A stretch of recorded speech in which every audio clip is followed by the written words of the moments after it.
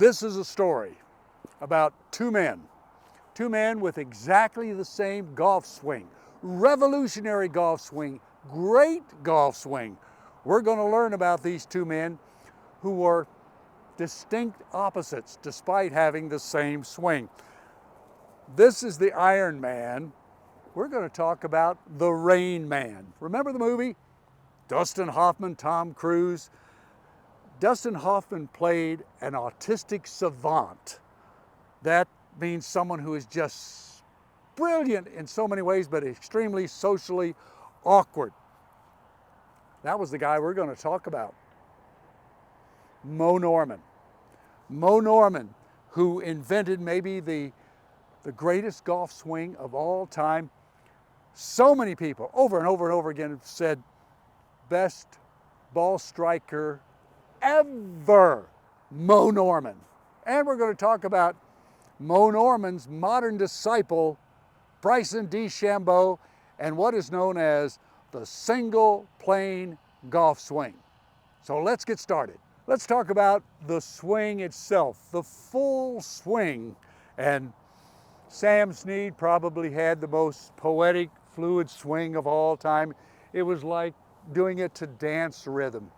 He used to do the waltz tempo.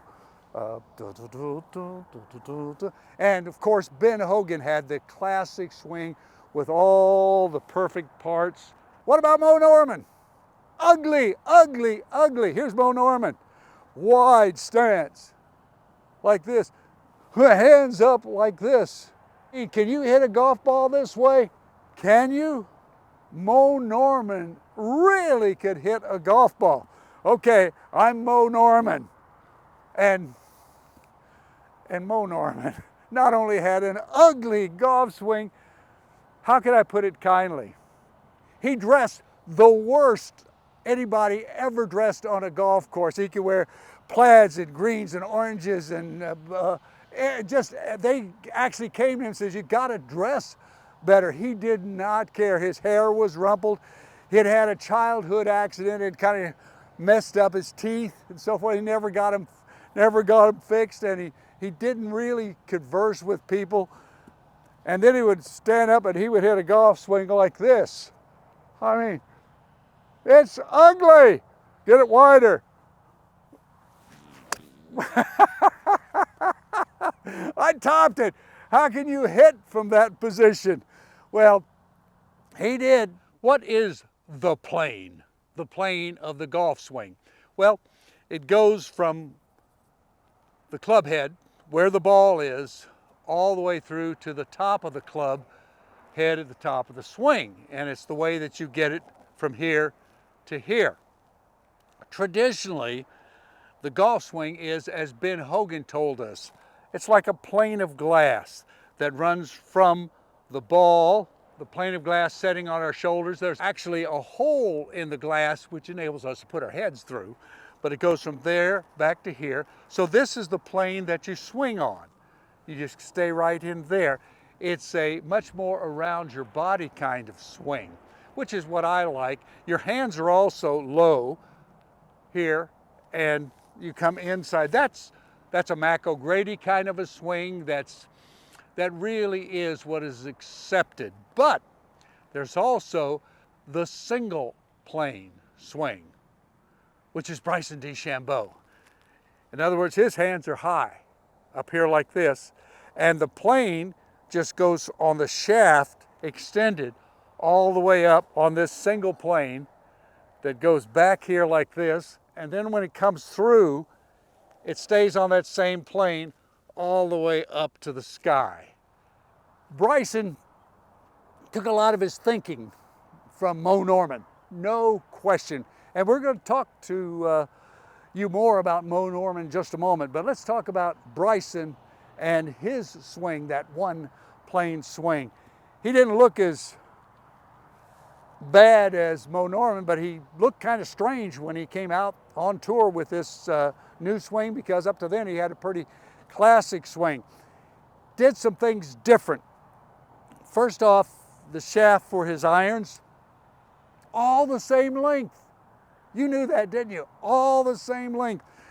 But that's because he wanted the one plane to stand up there just exactly the same way to everyone. Now, not the same with the driver. The driver was longer. In fact, he tried to have it super long, and the Bryson DeChambeau rule came out. Both the United States Golf Association and the PGA Tour said, nope, you can't have a 48-inch or 50-inch driver. Nope, can't have it any longer than 46. So Bryson had to cut down his driver. He also built up the grips, his heavy grips. But he kept Moe Norman's one plane swing and added a Bryson DeChambeau edition. Moe did not use his hips very much. Bryson has a hip slide and a foot slide, plus he lifts his left heel way up. He gets that great turn. He does stay like this, like Moe Norman, like the one plane, so you're this way, not like this. And then as he takes it back on plane, it gives a giant hip slide like that.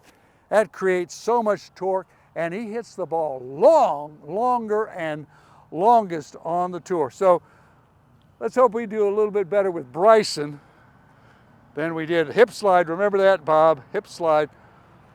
One plane, not much better. Thank you sincerely for subscribing. If you haven't subscribed, oh, please do. We need you to keep this going, and I'm so enthusiastic about the future of absolutely amazing golf with Golf's Iron Man. If you have a comment, if you have a question, comment below. Thank you. Bryson DeChambeau, what a golfer. What a personality, great personality. He's got his own YouTube channel, and it's excellent. He's got so much to share, and he does it with personality. But he's a great golfer. Along with Jack Nicklaus and Tiger Woods, he is the only one ever to win the collegiate championship, the NCAA title, along with winning the United States Amateur and then winning the United States Open. Only 3 golfers in the history of the game have done that. Tiger Woods, Jack Nicklaus, and Bryson DeChambeau. He's quite a character. Remember during COVID, he decided that he was going to change his body and become the strongest golfer ever and hit the ball further than anybody had ever hit it, and he did. He got an extra long driver, put on 40 pounds of solid muscle with the eating regimen that he was on, just packing on the pounds, but all those hours lifting in the gym, and he busted a ball like no one else had ever done it, and just amazed people. Had Rory McIlroy back in the gym trying to catch DeChambeau. Finally, it caught up to him, and he didn't feel healthy carrying all that weight, so he's dropped it back down. He said, now my face is finally thin again. But he's called the scientist. He has great thoughts about the game, quite different than what you and I have learned about the game. But he goes back to one of the great ball strikers of all time, Moe Norman, and the single plane swing. Feeling of greatness, right here. Oh, is that pure? Ooh. I don't believe in hip turn. Shoulder turn, not hip. My hips hardly turn at all. But my shoulders turn. That's another reason why I hit it so straight. That's why I hit it so solid every time. There's no hip movement. My hips can never pull me off the ball. Just as pure as a driven snow. But big thing, no effort. No effort. No effort at all. Swing's only 3 feet long from here to here. That should be in this area in this game of golf. It's how you arrive here to here. Make sure you arrive there the way you're supposed to, right? Okay, Mr. Moe and the magic move, the master move, as he called it. Let's see if we can do wider stance, one plane, shaft and arm, take it back on that plane. Actually, that was better than I thought it would be, but it is still so difficult when your body is used to turning like this and to have it up like that. Difficult, but for Moe and Bryson, it works. Moe Norman, so unique, but to me, almost a tragic story, kind of like Dustin Hoffman in The Rain Man. You know, he finally goes back to the institution because of his autistic savant nature. Moe Norman never adjusted to life. He played in the Masters as an amateur because of his great accomplishments in Canada. He was so fast. He didn't like to be around people. He just played golf faster than about anyone without trying to set records. At the Masters, he's being introduced. He hits the ball. He's halfway down the fairway before they could finish the introduction. He never really had a home, a place that was his, that he could live. He lived in his car. When he couldn't afford it, he would sleep at the golf course. Sometimes he'd sleep in the bunkers, the sand bunkers, anywhere to save money.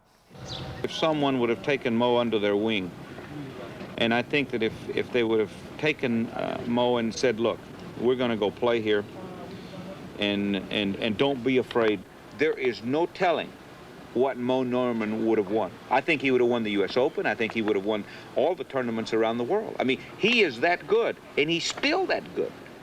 After years and years and years, and I want to give credit to the Titleist company, the head of Titleist decided that they were going to give $5,000 a month to Moe Norman, so he'd have a place to live, a place to be until he eventually passed away.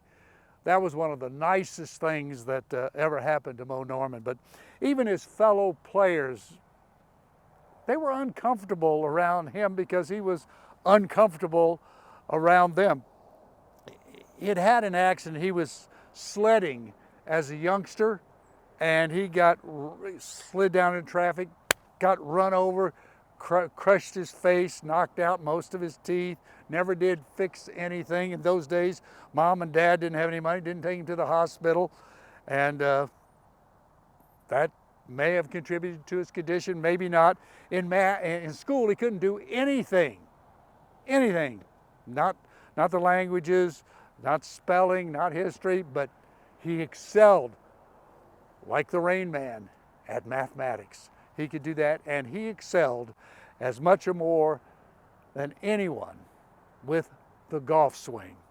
Moe Norman, Bryson DeChambeau, one of a kind of like Tom Cruise and Dustin Hoffman together. We salute you both, and we salute the one plane golf swing.